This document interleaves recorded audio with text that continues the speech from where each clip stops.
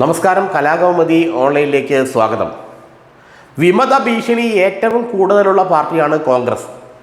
തദ്ദേശ സ്വയംഭരണ സ്ഥാപന തെരഞ്ഞെടുപ്പ് അടുത്തു വരുമ്പോൾ വിമത ഭീഷണി ഇപ്പോഴും കോൺഗ്രസിൽ ശക്തമാവുകയാണ്. 10 വർഷമായി അധികാരത്തിന് പുറത്തു നിൽക്കുകയാണെങ്കിലും പാരവപ്പിനും കുത്തിത്തിരിപ്പിനും യാതൊരു കുറവും കോൺഗ്രസ് പാർട്ടിയിലില്ല. തദ്ദേശ സ്വയംഭരണ സ്ഥാപന തെരഞ്ഞെടുപ്പ് അടുത്തു വരുമ്പോൾ ആരൊക്കെ വിമതരാകും, ആരൊക്കെ റിബലാകും എന്നുള്ള ഭയത്തിലാണ് കോൺഗ്രസ് നേതൃത്വം. പൊതുവെ തദ്ദേശ സ്വയംഭരണ സ്ഥാപന തെരഞ്ഞെടുപ്പിൽ കോൺഗ്രസിനെ പരാജയപ്പെടുത്തുന്നത് പലപ്പോഴും കോൺഗ്രസിൻ്റെ സ്ഥാനാർത്ഥികൾ തന്നെയാണ്. ഒരു കോൺഗ്രസ് സ്ഥാനാർത്ഥി വന്നാൽ കൃത്യമായും അദ്ദേഹത്തിന് റിബലായി മറ്റൊരു കോൺഗ്രസ്സുകാരൻ അവിടെ മത്സരിക്കും. അങ്ങനെയാണ് പൊതുവെ കോർപ്പറേഷനുകളും മുനിസിപ്പാലിറ്റികളും പഞ്ചായത്തുകളുമെല്ലാം കോൺഗ്രസ്സിന് നഷ്ടപ്പെടാറുള്ളത്. ഇത്തവണയും സംഗതി വിഭിന്നമൊന്നുമല്ല എന്നാണ് പറയപ്പെടുന്നത്. ചെറുപ്പക്കാരെ രംഗത്ത് കൊണ്ടുവരണം, സ്ത്രീകളെ രംഗത്ത് കൊണ്ടുവരണം, അവരെ അവതരിപ്പിക്കണം എന്നൊക്കെയുള്ള നിർദ്ദേശമാണ് കോൺഗ്രസ് ഹൈക്കമാൻഡ് സംസ്ഥാന നേതൃത്വത്തിന് നൽകിയിരിക്കുന്നത്. പുതിയ ചെറുപ്പക്കാരെ അവതരിപ്പിക്കണം, അവരെ മുന്നോട്ട് കൊണ്ടുവരണം എന്നാണ് ഹൈക്കമാൻഡിൻ്റെ നിർദ്ദേശം. KPCCയും ആഗ്രഹിക്കുന്നത് അതുതന്നെയാണ്. എന്നാൽ ഈ പുതിയ ചെറുപ്പക്കാരെ മുന്നോട്ട് കൊണ്ടുവരുമ്പോൾ അവിടെയുള്ള പഴയ താപ്പാനകൾ എന്തു ചെയ്യും? ഈ പഴയ താപ്പാനങ്ങളെ എങ്ങനെ മെരുക്കും? അതാണ് ഇപ്പോൾ കോൺഗ്രസ് നേതൃത്വം നേരിടുന്ന വലിയ വെല്ലുവിളിയും ബുദ്ധിമുട്ടും. പഴയ താപ്പാനകൾ റിബലായും വിമതരായും മത്സരിക്കും, അതാണ് പതിവ്. ഈ തെരഞ്ഞെടുപ്പിലും, ഈ തദ്ദേശ സ്വയംഭരണ സ്ഥാപന തെരഞ്ഞെടുപ്പിലും ഈ പഴയ താപ്പാനകളെ കോൺഗ്രസ് നന്നായി ഭയക്കുന്നുണ്ട്. പഴയ താപ്പാനകൾക്ക് സീറ്റ് കൊടുത്താൽ അവരൊട്ടും ജയിക്കുകയില്ല. പുതിയ ചെറുപ്പക്കാർക്ക് സീറ്റ് കൊടുത്ത് വിജയിപ്പിക്കാമെന്ന് വെച്ചാലോ പഴയ താപ്പാനകൾ റിബലായിട്ടും വിമതരായിട്ടും മത്സരിച്ച് ഇവരുടെ സാധ്യതകളെ ഇല്ലാതാക്കും. ഇതാണ് കാലാകാലങ്ങളായി കോൺഗ്രസിൽ നടന്നുകൊണ്ടിരിക്കുന്നത്. ഇത്തവണയും അത് നടക്കുമെന്ന് തന്നെയാണ് KPCC നേതൃത്വം പറയുന്നത്.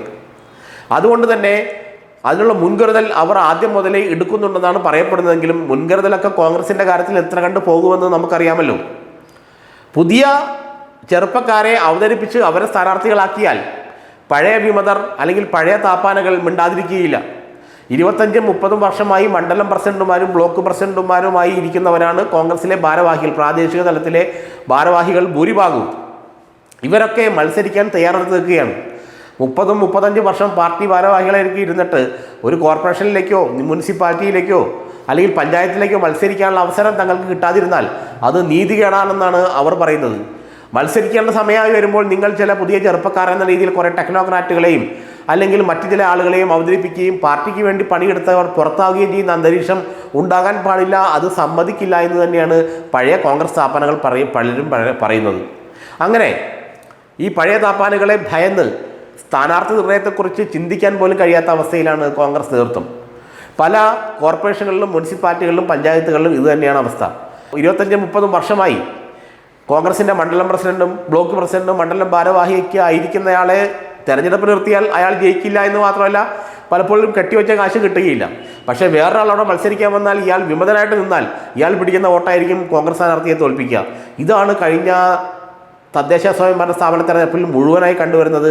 പല കൊച്ചി കോർപ്പറേഷൻ ഉൾപ്പെടെ, കൊച്ചി നഗരസഭ ഉൾപ്പെടെ കോൺഗ്രസിന് നഷ്ടപ്പെടാനുള്ള പ്രധാന കാരണം, തൃശ്ശൂർ നഗരസഭ ഉൾപ്പെടെ കോൺഗ്രസിന് നഷ്ടപ്പെടാനുള്ള പ്രധാന കാരണം ഈ തൊഴുത്തിൽ കുത്തും കാലുവാലുമായിരുന്നു. വരുന്ന തെരഞ്ഞെടുപ്പിൽ പഴയ താപ്പാനുകൾ വിമതരായി മത്സരിച്ചാൽ കോൺഗ്രസിൻ്റെ കഥ കഴിയുമെന്ന് തന്നെയാണ് പാർട്ടി വിശ്വസിക്കുന്നത്.